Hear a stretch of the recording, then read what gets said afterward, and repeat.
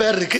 நீ அதெல்லாம் விடுங்க. வடநாட்டு சுதந்திர போராட்ட வீரர்களுடைய பெயர்களை நம்ம பிள்ளைகளுக்கு வச்சிருக்கோம். காந்தி, நேரு, பகத்சிங், சுபாஷ் சந்திரபோஸ், சிவாஜின்னு பேர் தமிழ்நாட்டில் இருக்கு. உங்களுக்கு வேண்டி விரும்பி கேட்கிறேன், எவனாவது வடநாட்டுக்காரன் நம்ம நாட்டில் உள்ள சுதந்திர போராட்ட வீரர்கள் எங்க ஐயா முத்துராமலிங்க தேவர் பேர் இருக்கா, மருது பாண்டியர் பேர் இருக்கா, வீரமங்கை வேலுநாச்சியார் பேர் வச்சிருக்கானா, காமராஜர், கக்கன், வஉசி, கொடிகாத்த குமரன், எத்தனையோ தலைவர்கள் இந்த நாட்டு சுதந்திரத்துக்கு பாடுபட்டார்கள். ஏன் அந்த பேரெல்லாம் அவங்க வைக்கல? அவங்க பேர் ஊரா நீங்க வச்சிய. நாளைக்கு ஆய்வு பண்ணுவேன், எழுதுவேன். தமிழ்நாட்டில் தமிழர்களே இல்லை, நாடு மட்டும்தான் தமிழ்நாடுன்னு பேர் இருந்திருக்கு. வாழ்ந்தவன் பூரா வடநாட்டுக்காரன் எழுதிடுவானே. வரலாறு மாறுமே. நியாயமா? ஏன் சிந்திக்கவில்லை? ஏன் இந்த சிந்தனை நமக்கு உதிக்கவில்லை? எண்ணி பார்க்க வேண்டாமா?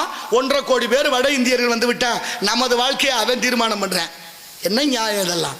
இதுவா பண்பாடு? நம்மோட பிள்ளை விட்டு எப்படி வாழு? எல்லாருக்கும் மரணம் உண்டுதானே, யார் எப்ப சாவம்னு தெரியாது. ஆனா நமக்கு பின்னே வரக்கூடிய சந்ததிகள் எதிர்கால திட்டத்தோடு வாழ வைக்கணுமா வேண்டாமா என்பதை ஊர்ஜிதப்படுத்துங்கள்.